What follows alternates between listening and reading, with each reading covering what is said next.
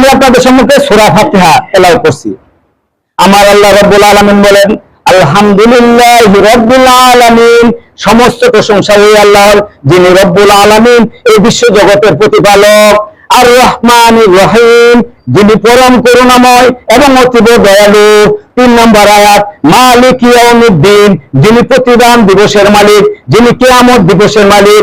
আমার ভাইরা, এই প্রথম 3টি আয়াতে আল্লাহ রাব্বুল আলামিন তার পরিচয় সম্পর্কে আপনাদের আমাদেরকে অবহিত করেছেন। পরিচয় সম্পর্কে, আল্লাহর মারিফত সম্পর্কে আলোচনা করেছে। কি সম্পর্কে? মারিফত সম্পর্কে 3টি আয়াতে আলোচনা করছে। আমি এটা ব্যাখ্যা করতে যাচ্ছি না। 3 নম্বর আয়াত খেয়াল করেন, 3টা আয়াতে আল্লাহ পাক কার কি করছে? আল্লাহর পরিচয়। পরিচয়টা হচ্ছে আল্লাহর মারিফত। মারিফত সম্পর্কে আমরা শরীয়ত, তরিকত, মারিফত, হাকিকত সম্পর্কে আমরা আলোচনা করে থাকি। যার শরীয়ত নাই তার কোনো মারিফত নাই। আবার কিছু লোক আছে যে শরীয়ত পড়ে দরকার নাই, মারিফত, এদের কিন্তু মারিফত নাই। এদের কি বলা হয়? মারিফত বলা হয়। যার ঈমান নাই, নামাজ পড়ে না, রোজা করে না, হজ করে না, যাকাত দেয় না, অথচ আল্লাহ রাসূল রাসূলুল্লাহ সাল্লাল্লাহু আলাইহি ওয়াসাল্লাম বলা হয়েছে, বুনিয়াল ইসলামু আলা খামসিন, শাহাদাতু আল্লা ইলাহা ইল্লাল্লাহ, আন্না মুহাম্মাদুর রাসূলুল্লাহ, ইকামাতুস সালাত, ইতাউজ যাকাত, সাওম রমাদান, ওয়াল হজ্জুল বাইতি মান ইসতাতা ইলাইহি সাবিলা। এই 5টি বুনিয়াদের কথা বলেছে। যার মধ্যে 5টি বুনিয়াদ আছে, তার মধ্যে শরীয়ত আছে। এই 5টি বুনিয়াদ নাই, আপনি বলতেছেন যে আমি মারিফত সম্পর্কে ভালো বুঝি, তরিকত সম্পর্কে ভালো বুঝি। আপনার এই তরিকত আর মারিফত আমার দরকার নেই। এই মারিফত নাই, মারিফত। আচ্ছা, যাই হোক, এই 3টা আপনাকে দিলাম। 4 নম্বর আয়াতে আল্লাহ কি বলতেছেন? আমার ভাইরা, আল্লাহ রাব্বুল আলামিন 4 নম্বর আয়াতে বলেন, ইয়াকা না'বুদু ওয়া ইয়াকা নাস্তাঈন, আমরা একমাত্র তোমারই ইবাদত করি, তোমারই গোলামি করি, তোমারই দাসত্ব করি এবং তোমারই কাছে সাহায্য প্রার্থনা করি, তোমার উপরে ভরসা করি। তাহলে এই আয়াত দ্বারা আল্লাহ পাক কি বলেছে? শরীয়ত বুঝাইছে আপনাদেরকে। এই আয়াত দ্বারা শরীয়ত বলেছে, কারণ ইবাদতের কথা বলছে। ইয়াকা না'বুদু, আমরা তোমারই ইবাদত করি, তোমারই গোলামি করি, তোমারই দাসত্ব করি। ওয়া ইয়াকা নাস্তাঈন, এবং তোমার উপর ভরসা করি, তোমার কাছে সাহায্য চাই। আমরা কার কাছে সাহায্য চাই? হ্যাঁ, আমরা কার কাছে চাই? মসজিদের কমিটির সভাপতি, সেক্রেটারি বেতন দিব না? হ্যাঁ, এই ইমাম যদি কোন ইমাম, মুয়াজ্জিন, খতিব এই চিন্তা চেতনা একবার করে, সাথে সাথে সে শিরকে কফি করে ফেললো। হ্যাঁ, আমার রিজিক রোজগার আল্লাহ পাক দিবে, কারণ আমাকে সৃষ্টির 50,000 বছর পূর্বে আমার রিজিক দুনিয়াতে পাঠানো হয়েছে। সুতরাং আপনি যদি ঘুমায় থাকেন, শুয়ে থাকেন, বয়ে থাকেন, আপনার রিজিক আপনার কাছে আসবে। Shall be, will be, must be, অবশ্যই। হ্যাঁ, বাই হোক এন্ড প্রোক, ছলে বলে কৌশলে, কোলে কৌশলে আপনার রিজিক আপনার কাছে পৌঁছবেই। কেননা আপনার রিজিক, এক দানা রিজিক রেখা দুনিয়া থেকে আপনার মৃত্যু হবে না। সুতরাং রিজিক আপনার কাছে কি হবে? আসবে। তাহলে রিজিকের মালিক কে? আল্লাহ। হেদায়েতের মালিক কে? আল্লাহ। 4 নম্বর আয়াত গেল। 4 নম্বর আয়াত, এবার আসেন 5 নম্বর আয়াতে, ইহদিনাস সিরাতাল মুস্তাকিম, আমাকে সরল সঠিক পথের দিশা দাও। এই পথের কথা বলছে। পথ আরবি কি? তারিক।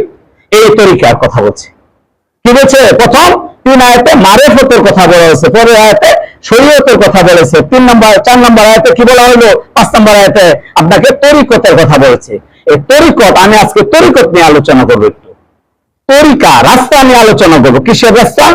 হ্যাঁ, হেদায়েতের রাস্তা। কোন রাস্তা? সিরাতাল মুস্তাকিম, সরল সঠিক পথের দিশা। যে পথ দ্বারা আপনাকে কি করতে হবে? জান্নাত জাহান্নাম চিনবেন, যে পথের মাধ্যমে আপনার পরকাল অর্জন হবে, সেটা নিয়ে আমি আপনাদের সম্মুখে অল্প কিছুক্ষণ আলোচনা করব। আর সময় শেষ পাই, আর 9 মিনিট আছে। 9 মিনিট আমরা এই আলোচনা। তো এই তরিক, হেদায়েতের রাস্তা, এই হেদায়েতের সিস্টেম হলো দুইটা পথ। একটা হলো ইরাআতুত তারিক, রাস্তা দেখায় দেওয়া। রাস্তা কি দেওয়া? দেখায় দেওয়া। আরেকটা হচ্ছে ইসালু ইলাল মাতলুব, গন্তব্যে পৌঁছায় দেওয়া। দুটোটা কিন্তু একই, কিন্তু একটু ভিন্নতা আছে। হ্যাঁ, আপনাদেরকে একটু উদাহরণ দিলে বুঝবেন। একটা হচ্ছে, কথা মনে রাখেন, কি বলছি? ইরাআতুত তারিক অর্থ হলো রাস্তা দেখা দেওয়া। বলেন না কেন? কি? রাস্তা দেখায় দেওয়া। আরেকটা হলো ইসালু ইলাল মাতলুব, অর্থাৎ গন্তব্যে পৌঁছায় দেওয়া। এখন এটা আপনি 1 মিনিট একটা উদাহরণ দিলে ভালো করে বুঝবেন। মনে করেন এই জায়গা থেকে, হ্যাঁ, ওনাকে জিজ্ঞাসা করছেন যে ভাই, আমি ঢাকা যাব কিভাবে? উনি আপনাকে বললো যে মসজিদ থেকে বের হয়ে এই রাস্তাটা হাইটায় মোড়ে চলে যাও, ভালো মার্কেট মোড়ে গেলে ওখানে যা দেখো অটো আছে। তুমি অটোতে শ্রীপুর বাস স্ট্যান্ড যায় নামার পর দেখবে সিএনজি, অটো, বাস আছে, পশ্চিম দিকে যায়। কথা বুঝেন? ওইখানে উঠবা, তুমি উঠলে কোথায় যাবা? মাওনা যায় পড়বা। মাওনা গেলে দেখবা উত্তর দিকতে বড় বড় বাস আসতেছে, বাসের মধ্যে উঠবা, উঠা ঢাকা যায় নামবা। কি দেখাইলো? পথ দেখাইলো। কথা বলেন না, কি দেখাইছে? পথ দেখাইছে না? কিসের পথ? ঢাকা যাওয়ার পথ। কথাটা বুঝেন? ঢাকা যাওয়ার পথ দেখাইছে যে তুমি এখান থেকে ফলো মার্কেট যাও, সেখান থেকে শ্রীপুর বাস স্ট্যান্ড, বলে মাওনা চৌরাস্তা, সেখান থেকে বাসে উঠবা, ঢাকা চলে যাবা। এটা পথ দেখাইছে। এই পথে যদি উনি যা, ঢাকা পৌঁছবে না? কিন্তু উনি কি ঢাকা পৌঁছায় দিছে?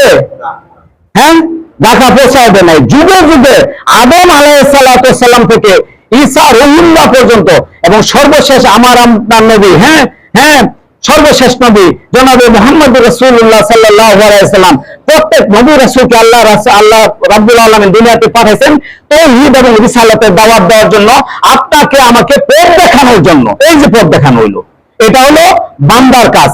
এবং নবী রাসূল মারা গেছে, এই জন্য কি কাজ বন্ধ রয়েছে? কাজ কি করছে? এই যে বলছি এক হাদিস, কি বললাম? তারাক্তু ফিকুম আমরাইন লাম তাদিল্লু মা তামাসসাকতুম বিহিমা কিতাবাল্লাহ ওয়া সুন্নাতুর রাসূল। যে আমি তোমাদের কাছে হেদায়েতের জন্য দুইটা জিনিস রেখে গেলাম। কি কি? আল্লাহর কিতাব মানে কোরআন, এবং সুন্নতে রাসূল, আমার সুন্নত। সুন্নত মানে হাদিস। এই দুইটা রেখে গেলাম, এই দুইটাকে আঁকড়ে ধরে রাখো। আবার বলা হয়েছে বাল্লিগু আন্নি ওয়ালা ওয়ায়া, তোমার যদি একটা অক্ষর জানো, এটা কি করে পৌঁছায় দাও। তাহলে এই দায়িত্ব কিয়ামত পর্যন্ত আমরা জারি রাখবো না? এটা উম্মতে মুহাম্মদের উপরে দায়িত্ব, আমার উপরে না। শুধু রহমতুল্লাহ বা ইমাম সাহেব তার উপরে না। এখানে বলে নাই যে আমরা আলেমদের উপরে দায়িত্ব। হ্যাঁ, বলছে সুরা উম্মত মুসলিম উম্মার উপরে দায়িত্ব। কি দায়িত্ব? যে আপনাকে কি করতে হবে? দাওয়াতের কাজ করতে হবে। তাহলে প্রথমটা রাস্তা দেখায় দেওয়া বললাম, ইরাতুত তরিক। পরেরটাকে বলছি ইসালু ইলাল মাতলুব, গন্তব্যে পৌঁছায় দেওয়া। এই ব্যক্তি ওনাকে আবারও বলতেছে, উনি একটা গাড়ি নিয়ে এখানে দাঁড়ায় রয়েছে, প্রাইভেট কার, কোনো কারণে দাঁড়ায় রয়েছে। উনি ওনাকে জিজ্ঞাসা করলেন, ভাই আমি ঢাকা যাব কিভাবে? ভাই আমি ঢাকা যাব কিভাবে? উনি কি করলেন? ড্রাইভারের সিটে বসে বাম সাইডে ডালা ধাক্কাটা খুলে দিলেন। ডালা ধাক্কাটা খুলে দিলেন, বললো যে এখানে বসেন। বসার সাথে সাথে ডালাটা লাগাই দিলেন। লাগাই দেওয়া উনি গাড়ি চালানো শুরু করে দিলেন। গাড়ি করছে, চালানো শুরু করেন। শুরু করে ঘন্টা তিনেক পরে আবার ডালা খুলে দিছে। ডালা খুলে দেওয়া বলছে যে নামেন। নামছে, ঘরে বলছে এটা ঢাকা। এটা কি ঢাকা? আগের তার এটা কি এক হলো? হ্যাঁ, এটা কি করছে? শুধু জিজ্ঞাসা করার সাথে সাথে গাড়িতে উঠায় দিছে, উঠায় দেওয়া সোজা ঢাকা নিয়ে নামায় দিছে। এটা হলো গন্তব্যে পৌঁছায় দেওয়া। আর আগেরটা হচ্ছে রাস্তা দেখায় দেওয়া। নবী রাসূলগণ, সাহাবায়ে কেরাম, হ্যাঁ, তারপরে তাবিন, তাবে তাবিন, আইম্মায়ে মুজতাহিদিন, গাউস, কুতুব, পীর, আবদাল, শুহাদা, প্রত্যেকের দায়িত্ব হচ্ছে ইরাতুত তরিক। আমরা আপনাদেরকে রাস্তা দেখায় দেব। রাস্তাটা যাবেন না না যাবেন, রাস্তায় আপনাকে এখানে পৌঁছাবে না না পৌঁছাবে, এটা আল্লাহর ব্যাপার আর আপনার ব্যাপার, এটা আমার ব্যাপার না। কারণ হেদায়েতের মালিক কে? জোরে বলেন, একমাত্র আল্লাহ। তাহলে ইরাতুত তরিক আর মিসাল ইলাল মাকতুব আল্লাহর কাছে পাওয়ার। পাওয়ার আল্লাহর কাছে আছে বিদায় আপনি আমি এখানে এসে পড়ছি। কথা বুঝেন? মসজিদে এসে পড়ছি। যেমন যেটা বলছিলাম, ওই যে কি কার কথা বলছি মনে আছে? কার কথা বলছিলাম? আবু জাহেল আর কাব ইবনে আশরাফের কথা বলছিলাম। তারা দুজন দিন সম্পর্কে কি জানতো না? সর্বোচ্চ আবু জাহেলকে কি বলা হতো? আবুল হিকাম বলা হতো, আবুল হাব বলা হতো, জ্ঞানের ভান্ডার বলা হতো। এত জ্ঞানী হওয়ার পর্যন্ত সে দিন গ্রহণ করতে পারে না। কারণ কি? ইসাল ইলাল মাতলুবের মালিক কে? আল্লাহ। আল্লাহ তাকে হেদায়েতের জন্য করে নাই, কবুল করে নাই, বিদায় হেদায়েত সে পায় নাই। কারণ এটা আপনাকে বুঝতে হবে, উপলব্ধি করছে হেদায়েতের দেওয়ার মালিক কে? আল্লাহ। আমরা হেদায়েত চাইবো কার কাছে? আল্লাহর কাছে। রিজিক চাইবো কার কাছে? আল্লাহর কাছে। সমস্ত কিছুর মালিক একমাত্র আল্লাহ। তাহলে ইহদিনাস সিরাতাল মুস্তাকিম, সরল সঠিক পথের দিশা দাও। এটা হলো এটার কথা। কিসের কথা বলছে? তরিকতের কথা বলা হয়েছে।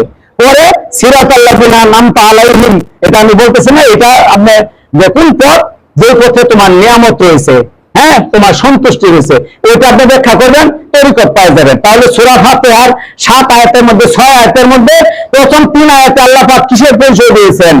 মারিফতের পরিচয় দিয়েছেন। কিসের পরিচয়? মারিফতের। কথা বোঝার চেষ্টা করেন। 4 নম্বর আয়াতে আল্লাহ পাক শরীয়তের কথা বলেছেন, শরীয়তের পরিচয় দিয়েছেন। 5 নম্বর আয়াতে আল্লাহ পাক তরিকতের কথা বলছেন। 6 নম্বর আয়াতে আল্লাহ পাক কি করছেন? হাকিকতের কথা বলছেন। আমার ভাইয়েরা, আপনাদেরকে বুঝতে হবে, উপলব্ধি করতে হবে। হেদায়েতের জন্য কোথাও যাওয়া প্রয়োজন। আল্লাহ পাক কবুল করলে বাই হোক এন্ড ক্রোক আপনি হেদায়েতের পথে যাবেন। এমন লোক সারা বছর নামাজ পড়ছে, জীবনের শেষ বছর যায় দেখবেন যে সুইসাইড করে মারা গেছে, হয় না এরকম? কারণ আল্লাহ তার কপালে হেদায়েত রাখে নাই, হেদায়েত রাখে নাই। আল্লাহ পাক, যে আমি অল্প কথা বললাম, এই অল্প কথার ক্ষেত্রে কোন কথার দ্বারা আল্লাহ পাক আপনাকে হেদায়েত দিবে আপনি জানেন না। এক আল্লাহর ওলি নদীর পার দিয়ে হাঁটা যেতেছে, জলজলা পানি, পানির মধ্যে দেখে বিরল প্রজাতির একটা মাছ দৌড়াদৌড়ি করতেছে। ওই আল্লাহর ওলির মনে মনে একটা উদ্বেগ হয়েছে, মুখে বলে নাই, অন্তরে অন্তরে একটা ইচ্ছা থাকছে যে আল্লাহ এই মাছটা যদি লাভ দেয় পানি উঠে পড়তো, আমি খাবারটা ধরে লয়ে যেতাম, খাইতাম, কি বা ক্ষুধার্ত, এই কথা বলছে। কি বলছে? মাছটা যদি নদীর থেকে, কথা বোঝেন না নাকি, মাছটা যদি নদীর থেকে উপরে উঠতো, এইটুক মুখে বলে নাই, তো কোথায় অন্তরে লালন করছে, আশা আকাঙ্ক্ষা করছে শুধু এইটুক। এটা করার সাথে সাথে মাছ লাভ দেয় উঠে, তার কুলে উঠে পড়ছে, উনি এইভাবে ধরে হচ্ছে। সুবহানাল্লাহ। ওঠার সাথে সাথে মাছ ধরে উনি মানে ভেবে আসছে, কি করতেছে, চিৎকার করতেছে, কান্নায় মানে জর্জরিত হয়ে গেছে। আল্লাহ বলি তো, উনি তো বুঝে পারছে যে কি হয়ে গেছে। অতঃপর উনি কান্নায় জর্জরিত কাঁদতেছে। হুজুর কানলে মানুষ বলে না যে হুজুর কেন কাঁদতেছেন, এই সেই বলতেছে। এবার এই লোকটা কোনো কথা বলে না, খালি কাঁদতেছে। লোকজন জেনে গেছে, হঠাৎ করে বললো যে আসলে আমি তো মনে মনে মুখটাও বলিনি, আল্লাহ পাকের কাছে শুধু মনে মনে ইচ্ছা প্রকাশ করছি যে আল্লাহ মাছটা যদি উপরে উঠে যেত তাহলে আমি খাইতাম। শুধু এইটুকু ইচ্ছা থাকার কারণে মাছ আমার খুলে আসছে, তাহলে তো ভালো হয়েছে, ওরা মাছ খুলে আসছে, তো নিয়ে যান খান। না, আমি তো আল্লাহ পাকের কাছে বুঝতে পারিনি। যদি আল্লাহ পাকের কাছে, মালিক আমি যদি এটা বুঝতে পারতাম যে তুমি আমার দোয়া এই মুহূর্তে কবুল করবা, তাহলে তো আমি মাছ চাইতাম, তোমার সন্তুষ্টি চাইতাম। কি চাইতাম? তোমার সন্তুষ্টি চাইতাম। তাহলে আল্লাহ পাক কখন কার দোয়া, কখন আল্লাহ কাকে কবুল করে, আমার 2 মিনিটের কথার মধ্যে এমন কথা দ্বারা আপনার হেদায়েতের পথ পাওয়া যেতে পারেন। আর আমার বলার দ্বারাও এরকম একটা জিনিস হয়ে যেতে পারে কোনো কারণে, যে আমার হেদায়েতের পথ বাতলাই দিতে পারে। এই জন্য হেদায়েতের মালিক আল্লাহ কখন কাকে হেদায়েত দিবে এটা বলা যায় না। এই জন্য হেদায়েতের সামানা কোথায় থেকে নেওয়া যেতে হবে? দুনিয়া থেকে নেওয়া যেতে হবে, না মরার পরে। হ্যাঁ, মরার পরে যখন কিয়ামত নিকটবর্তী হবে, হাকিম রব্বুল জালিল, যেখানে আল্লাহ রাব্বুল আলামিন কি করবে, সেখানে সর্বোচ্চ বিচারক ওয়াহিদুল কাহ্হার নাম ধরে রাগান্বিত অবস্থায় সিংহাসনে বসবেন। সেখানে আপনার আমার বিচার হবে। সেখানে আপনি আমি একমাত্র নাফসি নাফসি বলবো। আদম আলাইহিস সালাম বলবে নাফসি, ঈসা আলাইহিস সালাম নাফসি বলবে, দাউদ আলাইহিস সালাম নাফসি বলবে, ঠিক আছে, ইব্রাহিম আলাইহিস সালাম নাফসি বলবে, ইউনূস আলাইহিস সালাম, সকল নবীগণ ইয়া নাফসি বলবে। একমাত্র আমার নবী, আপনার নবী জনাবে মুহাম্মদ রাসূলুল্লাহ সাল্লাল্লাহু আলাইহি সাল্লাম সেখানে বলবে কি, উম্মতি উম্মতি। মুসলিম শরীফের একটি হাদিস, আল্লাহ রাসূল মসজিদে নববীতে বসা, সাহাবায়ে কেরামগণ কি করছে, বসা। এমত অবস্থায় জিবরাইল আলাইহিস সালাম মানুষের সুরত ধরে আসছে, আচ্ছা আল্লাহ রাসূলের সামনাসামনি বসে গেছেন। কি করছে? সামনাসামনি বসে গেছে। আল্লাহ রাসূলের হাঁটুর সাথে এবার এরকম হাঁটুর সাথে হাঁটু গাড়িয়ে বসছেন, লাগাই দিয়ে বসছেন। সাহাবায়ে কেরাম বসা, বুঝছে চিনা নাই, বসছে। বসে হাত মুবারককে, জিবরাইল আলাইহিস সালামের হাতকে আল্লাহ রাসূলের উরুর উপর রাখছেন, উরাতের উপর, উরাচ্ছেন রান চিনেন তো, রানের উপর রাখছেন। আর মাথাটাকে ঝুঁকায় আল্লাহ রাসূলের সিনা মুবারকের দিকে ঝুঁকায় দিলেন আল্লাহ রাসূলকে। তারপর আল্লাহর সাথে কথা বলছেন, অর্থাৎ সাহাবায়ে কেরামদেরকে শিক্ষা দিলেন যে আল্লাহ রাসূলের তাজিম কত উপরে, আল্লাহ রাসূলের মর্তবা কত উপরে, আল্লাহ রাসূলের আদব রক্ষা করার জন্য জিবরাইল আলাইহিস সালাম কতটা আদব এর সহিত এখানে বসছেন, এটা সাহাবায়ে কেরামদেরকে শিক্ষা দিয়েছেন। সুতরাং আপনাদেরকে সম্মানিত দিনী ভাই, আপনাদেরকে আমাদেরকে মনে রাখতে হবে, আপনাদের আমাদেরকে বুঝতে হবে, আপনাদের আমাদেরকে উপলব্ধি করতে হবে, আমার নবী আপনার নবী কোন এক যুগের নবী নয়। মুসা আলাইহিস সালাম, ঈসা আলাইহিস সালাম, ইব্রাহিম আলাইহিস সালাম, দাউদ আলাইহিস সালাম, প্রত্যেক নবী কালের নবী ছিল, সময়ের নবী ছিল, যুগের নবী ছিল, গোত্রের নবী ছিল। ওই গোত্রের পাঠাইছে, উনিও শেষ, ওনার দাওয়াতি কাজও শেষ। যেমন মুসা আলাইহিস সালামকে বনি ইসরাইল বলেছে, কাউকে আদ গোত্রে পাঠাইছে, কাউকে সামুদ গোত্রে পাঠাইছে, এরকম পাঠাইছে। আমার আপনার নবীকে কি কোনো গোত্রের জন্য পাঠাইছে? তারা গোত্রের নবী, সময়ের নবী। আমার আপনার নবী দেশের নবী, হ্যাঁ, বিশ্ব নবী। আমার আপনার নবী বলেন কি নবী? বিশ্ব নবী। উনি শুধু আমার মানুষের নবী না, জিনের নবী, 18,000 মাখলুকাতের নবী, সমস্ত কুল কায়নাতের নবী। উনি ফেরেশতাদের নবী। উনি কাল কিয়ামতের মাঠে ময়দানে মাহশারে সেখানে সবাই নাফসি নাফসি বলবো, সকল নবী থেকে শুরু করে আমি আপনি নাফসি নাফসি বলবো। ওই যাবৎ রাসূল সাল্লাল্লাহু আলাইহি সাল্লাম বলবেন উম্মতি উম্মতি। তাহলে আমার আপনার নবী সেই নবীর আমরা কি উম্মত, আমরা যে নবীর উম্মত হওয়ার জন্য অন্যান্য নবীরা দোয়া করছেন। তারপরে আপনারা জানেন যে আমাদের পূর্বে কি ঈসা আলাইহিস সালাম কে নবীর উম্মত হিসেবে দুনিয়াতে আসবে। তাহলে আমরা এই নবীর উম্মত হিসেবে আমরা গর্বিত না? গর্বিত, কিন্তু নবীর কাজ করতে দিব নাকি না নবীর গালি দিব তাদের পক্ষে থাকতে হবে? না, নবীর গালি দেওয়া তাদের পক্ষে না। আজকে আলেম ওলামার এমন একটি অবস্থা হয়েছিল দেশে, আপনারা জানেন যে দেশে আলেম ওলামা ঠিক মতো কথাও বলতে পারে না, মুখ খুলে আকার ইঙ্গিতে কথা বলছে, যাদের কথা বলছে তারা নির্যাতন শিখেছে। নির্যাতনের শিকার না, নির্যাতন হয়, নির্যাতিত হওয়া আলেম, এটা সুন্নত। কারণ নবী রাসূলগণ যুগে যুগে জীবন দিচ্ছে, হ্যাঁ আহত হয়েছে। আমার আপনার নবী রাসূল সাল্লাল্লাহু আলাইহি ওয়াসাল্লাম তায়েফের ময়দানে রক্ত দিয়েছে, উহুদের ময়দানে দাঁত মোবারক শহীদ হয়েছে। সেই নবী আমার যে দাঁত শহীদ হতে আমি নবীর সুন্নত আদায় করলাম না? হ্যাঁ, তাহলে এটাও সুন্নত। সেহেতু আমাদের এগুলো বুঝতে হবে, উপলব্ধি করতে হবে, ঠিক আছে? হক্কানি আলেমের পিছনে আমাদের থাকতে হবে, থাইকে আমাদের এই দিনকে বুঝতে হবে, উপলব্ধি হতে হবে, এবং এই দিনকে কিয়ামত পর্যন্ত কায়েম দায়েম রাখার জন্য যে হক্কানি উলামা কেরামগণ যেদিকে ডাক দিবেন সেদিকে আমরা যাবো তো ইনশাল্লাহ?